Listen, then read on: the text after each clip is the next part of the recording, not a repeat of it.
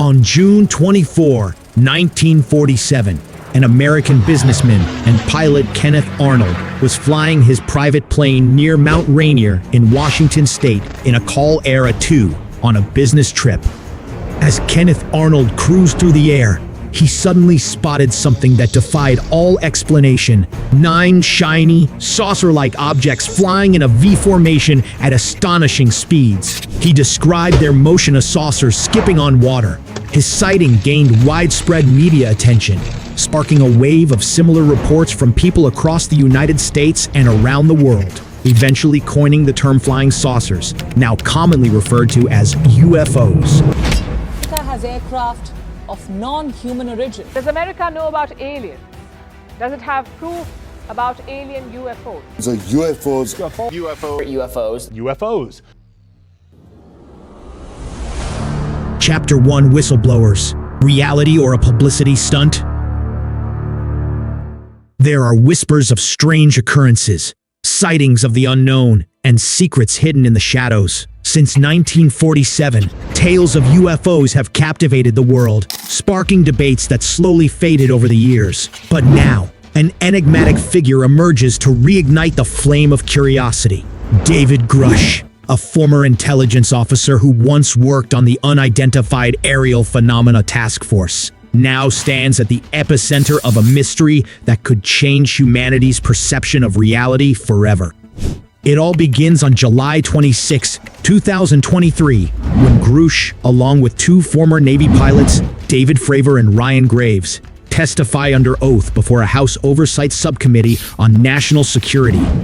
Grusch drops a bombshell, claiming that hidden within the U.S. government are secret programs funded by private companies, responsible for unsanctioned technological research related to UFOs. He hints at the presence of alien technology, and even the remains of non-human pilots whose UFOs had allegedly crashed. With conviction, Grusch discloses that not only have crashed UFOs been recovered, but that these incidents involved inhuman beings. In the congressional hearing, Grusch reveals the heavy price he paid for his revelations. He recounts facing very brutal retaliation, both professionally and personally, hinting at dark forces determined to keep the truth hidden. The gravity of the situation becomes chillingly apparent when Grusch admits that he knows of people who have been harmed or injured during government efforts to conceal UFO information. Retired Major David Grusch told the House Oversight Committee's National Security Subcommittee that he had been denied access to some government UFO programs, but that he knows the exact locations of UAPs in U.S. possession. Navy pilots David Fravor and Ryan Graves have been public with their allegations for years now, but it is still impressive to hear their claims firsthand. Both Fravor and Graves claimed that no human could survive the G-forces of the UFOs they saw in the sky. On Wednesday, Defense Department spokeswoman Susan Goh issued a statement saying the Pentagon's inquiries had not turned up any verifiable information to substantiate claims that any programs regarding the possession or reverse engineering of extraterrestrial materials have existed in the past or exist currently. Chapter 2: Denial, the Truth of Pentagon.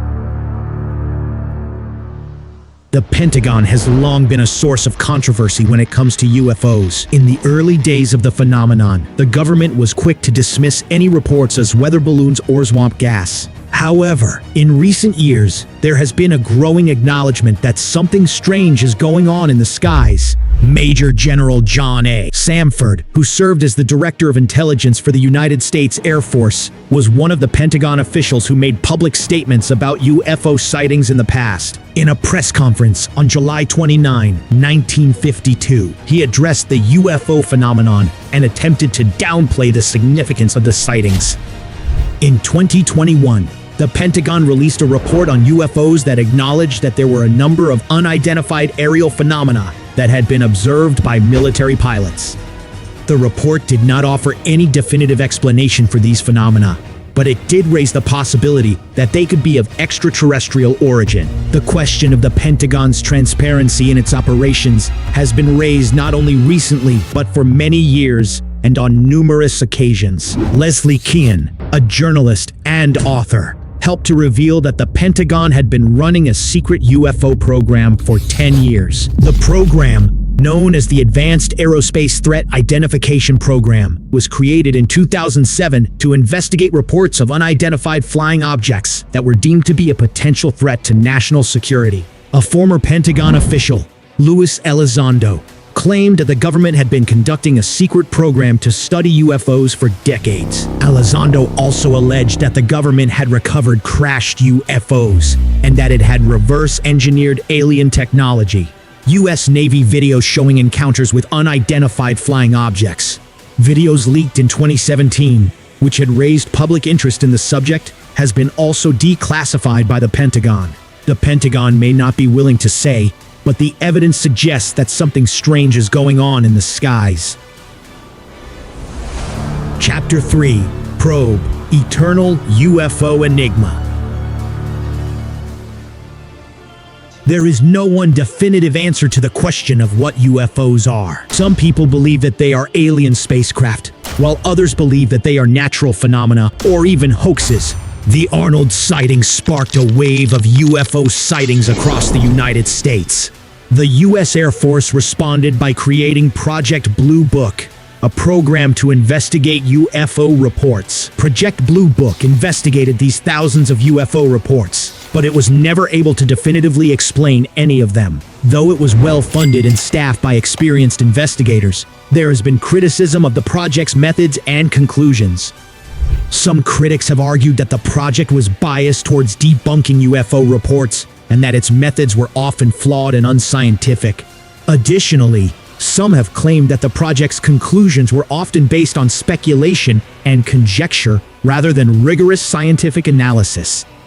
The mundane explanations. Project Blue Book encountered numerous reports from reputable sources, including Navy admirals and military pilots, who claim to have witnessed unidentified flying objects. However, the project concluded that most of these incidents could be attributed to mundane phenomena such as weather balloons, swamp gases, meteorological events, or temperature inversions. A prime example was an incident in Seattle, Washington, where a witness reported seeing a round white object resembling half the size of the moon. Despite the initial excitement, investigators later determined it was a mere meteor and swiftly closed the case. Mistaken identifications. In January 1961, a report from Newark, New Jersey, described an encounter with a dark gray object, seemingly the size of a jet and devoid of wings. Upon investigation, this mysterious object turned out to be a conventional jet aircraft flying in the vicinity. Such incidents reveal how easy it was for witnesses to mistake ordinary objects for something extraordinary. Puzzling enigmas.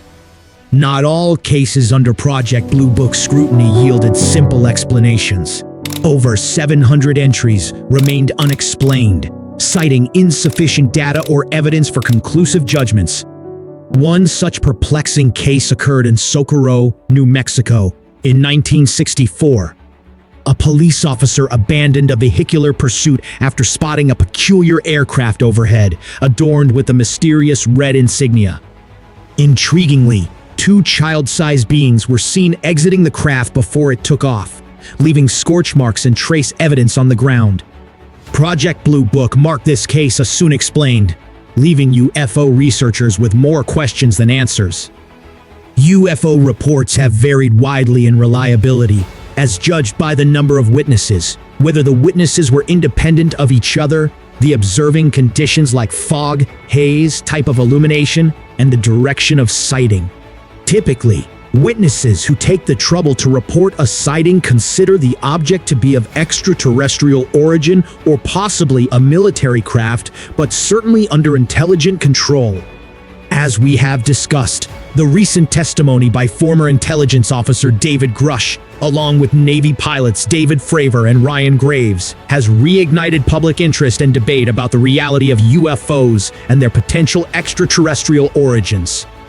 However, The Pentagon's long history of denial and attempts to explain away UFO sightings, the emergence of whistleblowers, and the disclosure of secret programs have raised questions about the government's transparency and involvement in studying UFOs.